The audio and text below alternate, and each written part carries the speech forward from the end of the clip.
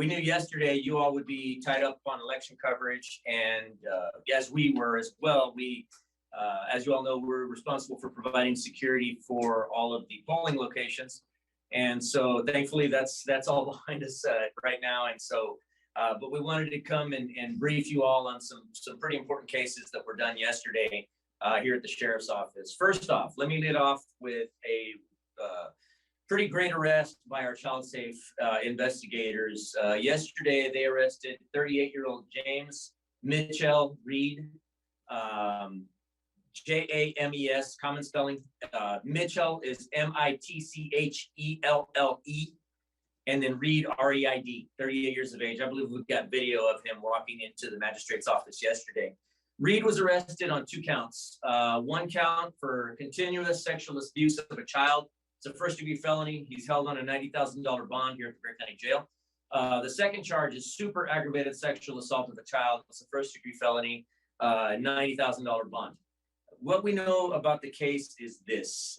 There are 2 victims in this case, two different cases rather, with 2 very young victims. One is an 11-year-old girl, and the other is a 3-year-old girl. What we know about the case regarding the 11-year-old victim is that this case has been going on, this abuse has been going on for about 3 years from what we can gather. This young lady was overheard outcrying to a relative, a male relative. The parents came forward and called us earlier just a few weeks ago. They called us to make the report. We began conducting the investigation, and this young lady tells a pretty heartbreaking story of the abuse that occurred. Reed was a friend of the family's, and over the course of 3 years, sexually assaulted her various times. During the course of the investigation, it became known about a note that he had left. Believe it or not, as ridiculous as it sounds, Reed had actually left some gifts and a note for the little girl in the possession of her mom. The mom, like a responsible parent should, opened up the letter to read the contents of it, and what she found was pretty disturbing. And it's a letter that the letter is contained within the affidavit, which we'll be sharing with you all as well. And it's pretty disturbing. It reads like a love letter would. If you didn't know any better, you would think that Reed was writing a letter to somebody of the same age as him.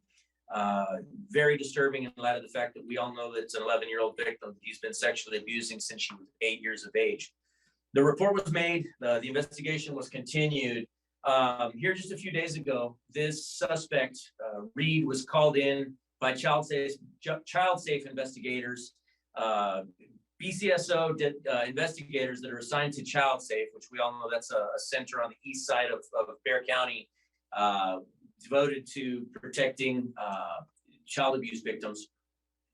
During the course of the investigation, during the course of the interrogation, this suspect made a full confession to the child safe investigator.